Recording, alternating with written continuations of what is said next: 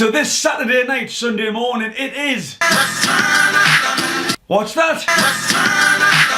Tell us one more time.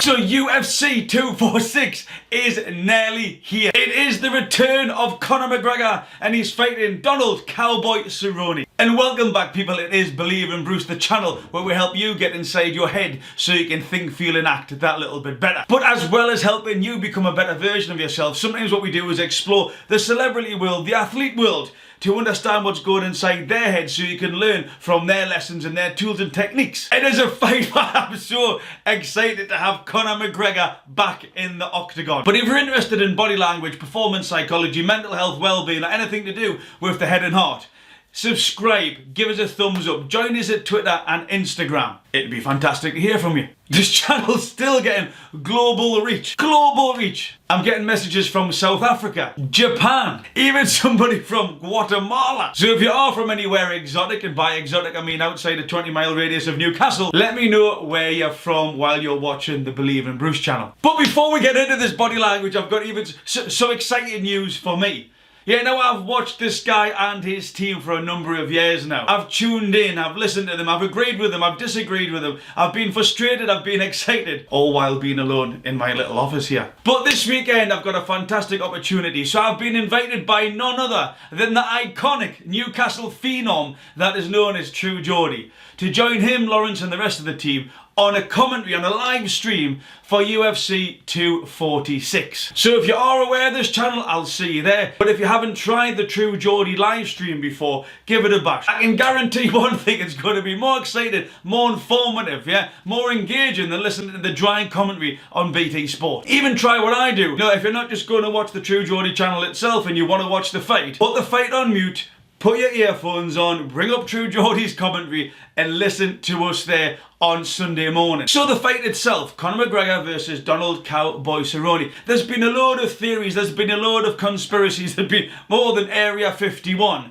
What's happening? Why is it chose Cowboy? What will happen if he wins? What happens if Cowboy wins? Etc, etc, etc, which makes it an intriguing and exciting fight. Now one of the biggest things that I noticed from the press conference and indeed the build-up as well is that Conor McGregor is very subdued, he's very polite compared to normal. And again, when you're looking for that emotional baseline, anything they do above it or below it, that's something that from a body language perspective you can just dig that little bit further. And again, this is definitely below Conor McGregor's usual baseline behaviours. It's, you know, when you look at Floyd Mayweather or Khabib or, you know, Eddie Alvarez, Conor McGregor was always gregarious, he was always energetic, he was always charismatic, he was fantastic on the mic. And when you look at the press conference, it is a subdued, it is a different, if I can call it that, it's a different McGregor to what we've seen before. Now, what could be the reasons behind this? So Conor McGregor's more calm, which is actually suited to a press conference where Cowboy Cerrone feels more comfortable. There's been numerous examples where anybody can see in the press conference where Conor McGregor has talked over Cowboy Cerrone before. It's a technique called active disruption. It can be really frustrating. That's why Conor McGregor tends to take the main stage. Because what you'll do is, first of all, he's quick-witted and he's funny and he's charismatic, alright? So he's got everything going for him virtually. At least in a press conference face-to-face situation. He's quick-witted, all of this stuff bundles into him being an entertainer, but also being able to control his opponents and indeed the people around him. But he does brilliantly a thing called active disruption.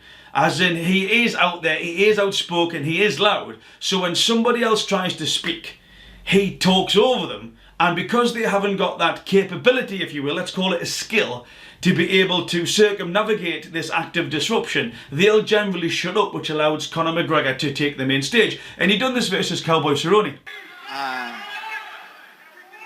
Yeah. It's red panty night when you decide to find me, yeah? Back at home with your wife. It's a celebration. Conor has no right coming up to 55. There's no way he's not going to stand a chance. We're too big for him. We're too strong. So you can take your little English ass and get on. You're too slow and too stiff. You're stiff as a board. I'd snap you in half. And that's it.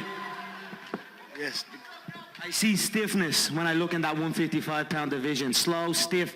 Yeah, so Conor being subdued compared to normal, by being polite. This really allows Cowboy an opportunity that maybe he shouldn't have been given, because within the press conference is an excellent time, as Conor McGregor has proved time and time before, to rile the opponent, to try to get into the head, which I've already explained on another video, but to try and create more adrenal spikes, to try and take control of that fight or flight reaction, to allow him to impact mentally on the performance of his opponent by them being more stressed, by them being more illogical, emotional, which is where Conor McGregor often thrives. That hasn't happened in this press conference. But also for Cowboy Cerrone, there was an ample opportunity to do what Conor's done very successfully against other opponents, and Cowboy didn't take advantage of this.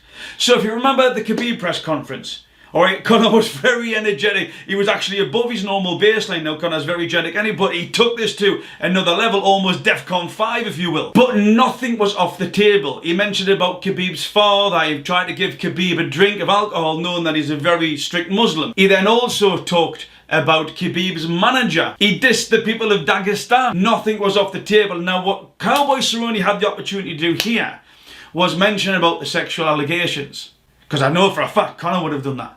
Conor would have done that. He utilises everything in order to get under the skin of his opponent. But Cowboy didn't do this. For Cowboy to use to try to actually do what Conor McGregor does to other people very effectively, but he didn't do it. Now, you could slate him for that. You could see that he's lost an opportunity. However, I think from the press conferences I've known Cowboy's character, just studying for him a little bit, it's not in his character to do that. So whilst it is an opportunity, there could be what's called a negative unintended consequence that come from that. Because Cowboy trying to do that, Cowboy effectively trying to replicate McGregor's character, McGregor's wit if you will, could put undue stress onto Cowboy. And that could actually cause him more harm by trying to utilise that technique, because it's just not within him to do that. Have a Google of the imposter syndrome. The imposter syndrome is why when you try to be somebody else, when you think that other people need you to be this other person, it can be a highly stressful, mental, cerebral environment that you put yourself that can be disadvantageous to your performance. So whilst Cowboy did have this opportunity, he didn't take it, and maybe he didn't take it because actually it would have done him more harm than Conor McGregor. But also when you look at Conor through the press conference, he's there, he's talking, he's being polite, he's being respectful, he pays Cowboy a number of compliments, and again, that's very unusual. Conor can be very authentic, especially after the end of a fight, where he pays the compliments. You know, generally that 1 or 2 minutes after, he is quite humble, which is a snippet of his personality. You know, the rest of definitely the build-up, he's anything but humble. He's trying to get under the skin, he's trying to cause those adrenal spikes to impact the performance through mental and then physical of his opponent. But why is this? Is it because, you know, he's fully confident that he beats Cowboy? And when people say that, you know, or when Conor says, I'm not looking past this opponent, and you'll hear this within the fight game, I'm not looking past. Of course you're looking past. You can't not look past. You can't not think about it. I always find that a weird, inaccurate, non-specific statement. It's very ambiguous. It's a bit like when people say, don't judge a book by its cover. I don't judge it. You've got every single person, in an instant you start judging people. The skill comes in being aware that you're judging them to come back down your ladder based on fact rather than fiction. That's something that I teach on some of my seminars. But you do judge, so Conor will be thinking past Cerrone. He can't not. Yes, he needs to deal with Cerrone, but he will be thinking of the fight down the line. And again, is that the reason why he's so calm? He doesn't need to get under Cowboy's skin. He doesn't need to try and rile him, because he's got that full confidence in himself that he has got the ability and the skill set, the capabilities, if you will, to beat Cowboy Cerrone without any of the cerebral games. But one thing that's really interesting here is that I don't know if anybody's watched the Cowboy interview where he discusses the feelings and emotions that he goes through on fight night. Every single time, I'm just as scared and just as nervous. And you're like, man, my legs are heavy and my arms are heavy, and they bring you so early, so you're sitting there in backstage and you're watching the fights, and you're watching the clock because you got to figure out how many fights you have, when I need to start getting ready, but your body's not ready. For some reason, it's the worst night of your life, and you're just like, I'm sick, my nerves are crazy, I go and throw up. I throw up every time still to this day. And then they're like, all right, Cowboy, let's wrap your hands. You start wrapping your hands. You're like, oh, my God, man. And the camera's right there, and you got to kind of smile and make everyone think that's watching. Oh, I'm good. I'm happy. I'm not. I'm sick and scared. You know, you start warming up, but you can't warm up because my arms are heavy. I don't know why I feel like this and why Why can't I get ready like I do at home? Why can't I just put my mouthpiece in and go? Nothing. I can't get my sweat going. I can't get going. My nerves are going crazy. And you can hear him explaining what could technically be called the adrenal dumps. He's getting nervous. He's getting worried.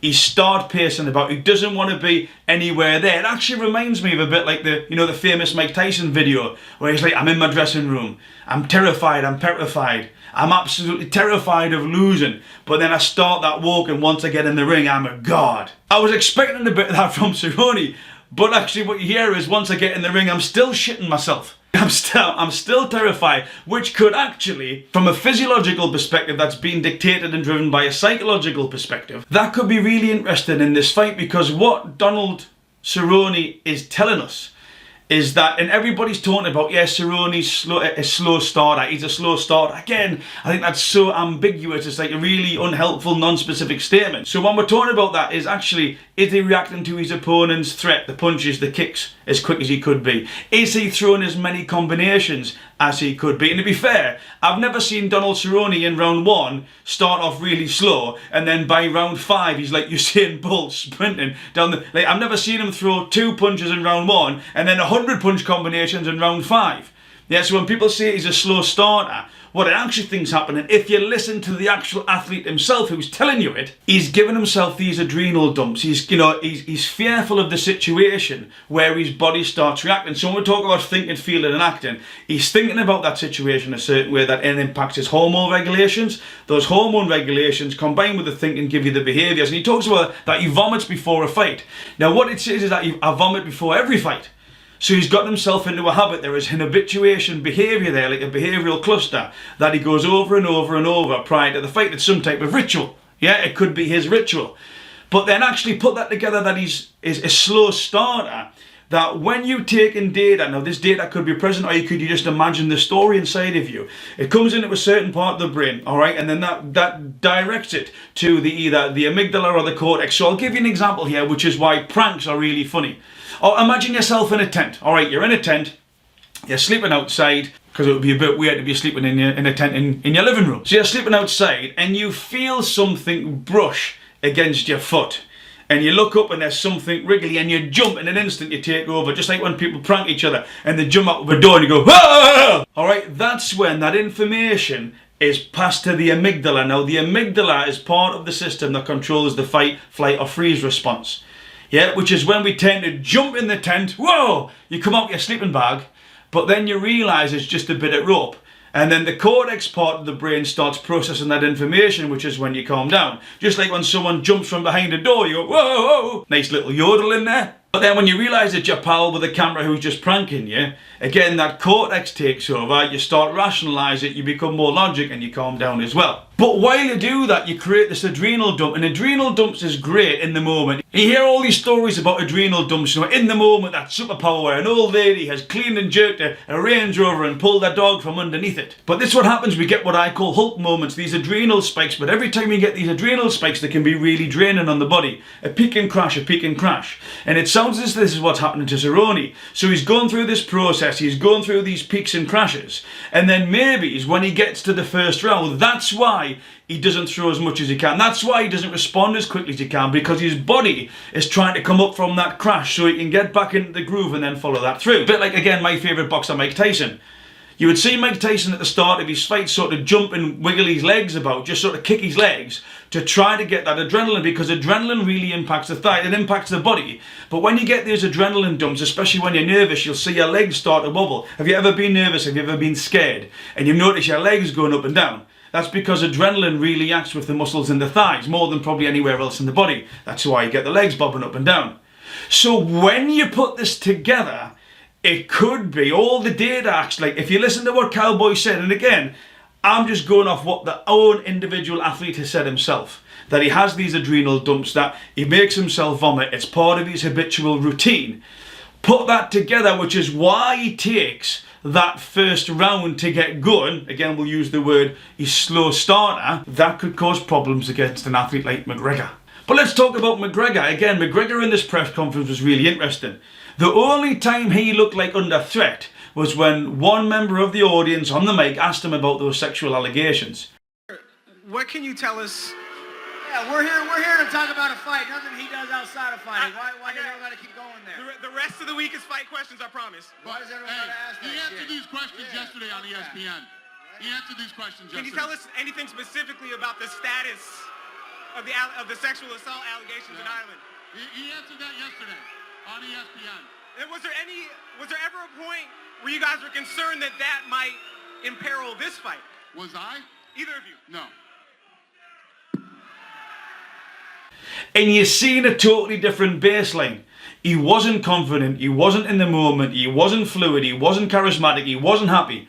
Alright, so because that was below his baseline, you could tell there was something going on there. And that's what you'd expect. It's great when everybody says, you're fantastic, you're the man. I thought that journalist or whatever he was well within his right to ask him about that too. You know, and Dana saying he answered that question yesterday, so ask him it again. He's a global superstar. Ariel Helwani really disappointed me. I've always thought Ariel Helwani asked good questions and sometimes uncomfortable questions. Until he'd done the Conor McGregor, I was like, Conor, I love you. I don't want to upset you. Please give me this interview rather than anybody else. But again, you can see he's unhappy, which further confirms my belief from before that if Donald Cerrone had the character or was in his gift to start asking him about that, he would have got a really advantageous reaction from Conor that many other athletes have looked for in the past but have never been able to drive something out of him, never been able to irritate him. One thing that was really interesting though from the press conference, again we look at that emotional baseline above or below, is that you can see Cowboy is eager to please. I don't think, you know, some people are saying this is his bon voyage fight, that he doesn't care, he's getting a big payday. Actually, I think he cares greatly because he's a fighter, and also how the McGregor effect can be impacting his thought process. But you'll see within the press conference here, Cowboy does something that I've never seen before. And we talked about the adrenaline, yeah, how adrenaline affects the thighs. You see Cowboy stand up here. Ready, I hope you're ready, right? Because I'm coming. He knows it, he's coming. It's not this place, you guys, you don't understand. I'm so excited for this fight. So excited. Thank you. Now you may think that's nothing. I have never seen Cowboy before stand up in a press conference and get excited like that. I'm not saying he hasn't done it, I'm just saying it's uncommon. It's uncommon for him. It is above his baseline behaviour. And because it's above his baseline behaviour, you think, what thoughts is he playing himself? Why did he get that excited? Why was he impacted by the environment that much that he had to stand up? There was an adrenaline dump there. He got excited. That's why he stood up. That's why it was above his emotional baseline. So when you put the data together, and again, I'm just going to make a prediction here based on the data. Yeah, the data. Is that Conor McGregor is very balanced at the moment. He says he's had a fantastic training camp. He said he's in the best place he's been, and all his coaches and stuff are affirming that, if you will. And then you look at Cowboy Cerrone. He's a slow starter. Him himself has done an interview that we discussed before about that he makes himself sick, he feels scared, he feels nervous, etc., which could be the reason why he is a slow starter. He got excited in the press conference. That indicates that he's feeling, now it's not that he might be feeling the pressure, but what he's doing, he's feeling something in his head that is raising his emotional baseline. He's having that adrenal dump.